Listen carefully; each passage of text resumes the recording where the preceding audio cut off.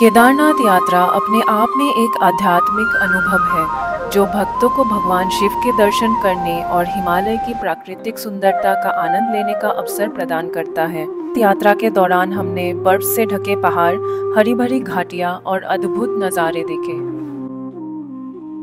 हर हर Mahadev. My name is Roohi और मैं आज आपको गंगोत्री धाम से लेकर केदारनाथ धाम तक हम कैसे पहुँचे उसके बारे में बताने वाली हूँ। केदारनाथ का कपाट खुलते ही लाखों लोग वहाँ पे महादेव के दर्शन करने के लिए पहुँचते हैं, लेकिन I am surprised to see all those videos on Instagram and other platform. आप इतने मेहनत से, मुश्किल से ट्रैकिंग करके या फिर अदरवाइज हेलीकॉप्टर या जो भी लेके आप पहुँचते हो, वहाँ 2-3 दिन रुक के भी आपको दर्शन नहीं मिल पाता है।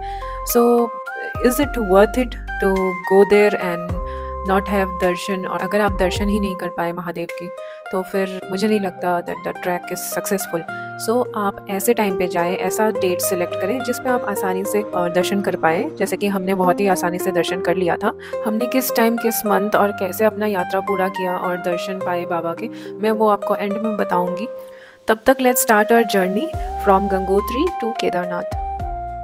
गंगोत्री से केदारनाथ तक बाय रोड अप्रॉक्सीमेटली 220 किलोमीटर्स है, which takes around 7 to 8 hours by car. हमें केदारनाथ आते हुए सबसे पहले मिला गुप्त काशी, और गुप्त काशी को छिपा हुआ काशी भी कहा जाता है और इसका रहस्य महाभारत से जुड़ा हुआ है। माना जाता है कि पांडवों ने महाभारत युद्ध के बाद भगवान शिव से अपने आशीर्वाद प्राप्त करने के लिए गुप्त काशी में आके उनका पहला दर्शन किया था। इंडिया के तीनों काशियों के बारे में मैं आपको विस्तार से अपने नेक्स्ट वीडियो में बताऊंगी। अर्धनारीश्वर यानी कि आधा शंकर भगवान और आधा माता पार्वती इस मूर्ति में बने हुए हैं। ये मणिकर्णिका कुंड है जिससे गंगा और यमुना नामक 2 जलधारा बहती हैं।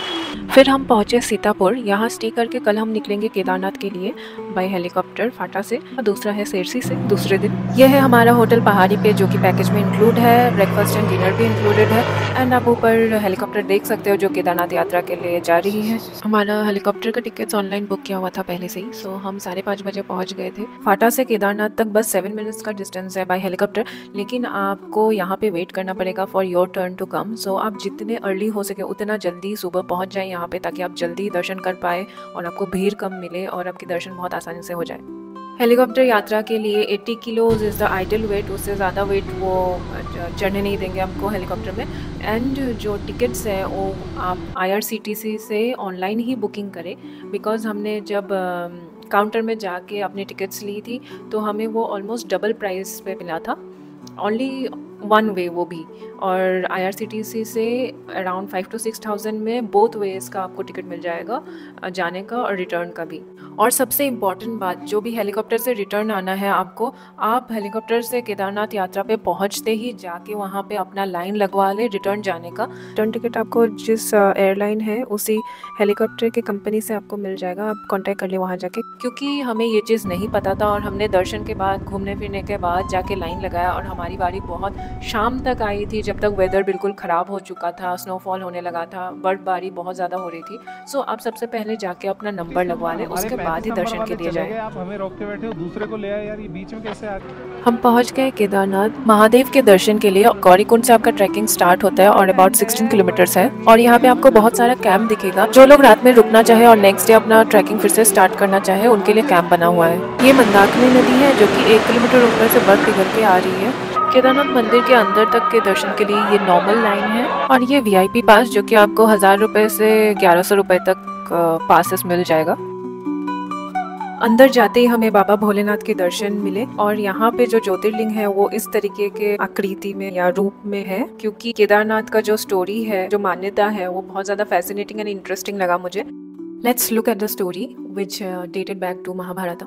केदारनाथ 12 ज्योतिर्लिंगों में से एक है, और कहा जाता है कि ये मंदिर पांडवों के द्वारा बनाया गया था।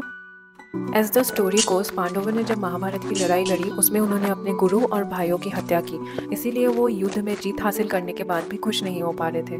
कई वर्षों तक हस्तिनापुर में राज करने के बाद अपने मन में पश्चाताप की भावना की वजह से वो अपने गुरु के पास पहुंचे।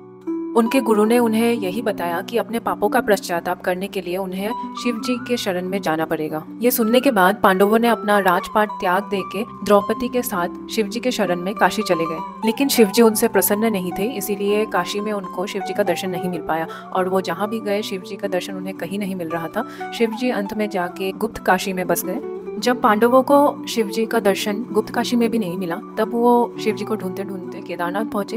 लेकिन शिव जी उनसे छुपने के लिए अपने नंदी रूप में आ गए और वो झुंड में जाके छिप गए। लेकिन पांडवों ने उनको ढूंढने की बहुत कोशिश की और एक दिन भीम को पता चल गया कि भगवान शिव जी ने नंदी का रूप धारण किया हुआ है। भीम को देखते ही नंदी धरती में समाने लगे थे। तभी भीम ने उनके पीठ को पकड़ के रोक लिया और जो हिस्सा बाहर रह गया था वो पीठ के आकार का था। धार्मिक मान्यता है कि उसी समय से केदारनाथ में भैंस की पीठ को शिव का रूप मानकर पूजा होने लगा। कहा जाता है कि भगवान शिव उनके इस प्रयास से बहुत खुश थे, जिसकी वजह से उन्होंने उनको दर्शन भी दिए और जो स्वर्ग का रास्ता है वो भी दिखाया। और जहाँ भगवान शंकर प्रकट हुए थे वहाँ पांडवों ने केदारनाथ मंदिर बनवाया। केदारनाथ मंदिर से जुड़ी हुई और भी कई कहानियां हैं और कहा जाता है कि केदारनाथ शंकराचार्य के द्वारा बनाया गया था, जबकि आर्कियोलॉजिकल सर्वे ऑफ इंडिया कहती है कि this temple dated back to Mahabharat. Kedarnath मंदिर कई सालों तक बर्फ से ढका हुआ था, फिर भी इस मंदिर को कुछ नहीं हुआ और लोगों की आस्था तब बढ़ गई जब 2013 के भयानक फ्लड में भीमशिला को केदारनाथ मंदिर की रक्षा करते हुए देखा। This is very much surprising to me. कैसे ये इतना बड़ा सा चट्टान आके मंदिर के कुछ ही दूरी पे आके रुक गई। आज तक साइंटिस्ट भी नहीं बता पाए हैं कि ये कैसे ये चमत्कार हुआ। कहा जाता है कि शिव जी के रुद्र रूप काल भैरव इस मंदिर की रक्षा करते हैं।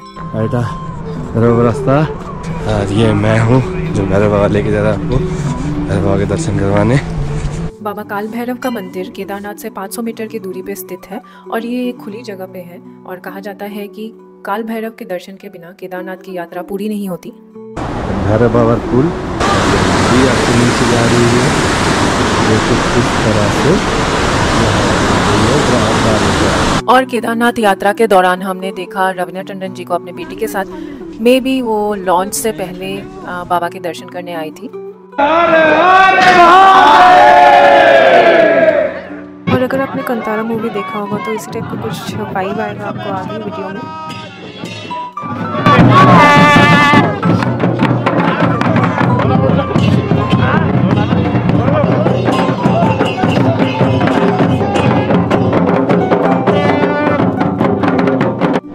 मंदिर के पास पहुंचते ही आपको बहुत सारे कैंप दिखेंगे, वॉशरूम फैसिलिटीज दिखेंगे एंड खाना खाने के लिए भी बहुत सारे स्टॉल्स आपको मंदिर के पास ही मिल जाएंगे। This is Indian air force Chinook helicopter जो कि हमें देखने का मौका मिला। अचानक से मौसम ख़राब हो गया और -1 तक चला गया था, बर्फ़ गिरने लगी थी और बहुत ज़्यादा ठंड था। फाइनली हमारा नंबर आ गया वापस जाने के लिए। हेलीकॉप्टर में 6 लोगों को ले जाया जाता है, पीछे 4 लोग और सामने 2 लोग। और नेक्स्ट डे रिटर्न करते वक्त हेलीकॉप्टर से कुछ व्यू हम कैप्चर कर पाए। ऊपर से आपको गौरीकुंड भी दिखाई देता है। और केदारनाथ के 2 दिन का यात्रा हमारा यहीं पे समाप्त होता है, जो कि बहुत ही अच्छे तरीके से हमें दर्शन मिला और हम घूमने फिरने को भी मिल गया हमें वहीं पे। इसीलिए मैं सजेस्ट करूँगी कि जब कपाट खुलता है तब आप विज़िट ना करें। मॉनसून के दौरान भी बहुत ख़तरा होता है पहाड़ ढकने का, सो आप मॉनसून का वेट करें। मॉनसून जैसे ही ख़त्म हो उसके बाद आप दर्शन के लिए अपना प्रस्थान करें। हमने अपना जर्नी स्टार्ट किया था नवंबर में, जस्ट कपाट बंद होने से 1 हफ्ता पहले। ट्रिप ख़त्म करके नेक्स्ट डे हम बद्रीनाथ के लिए निकल पड़े।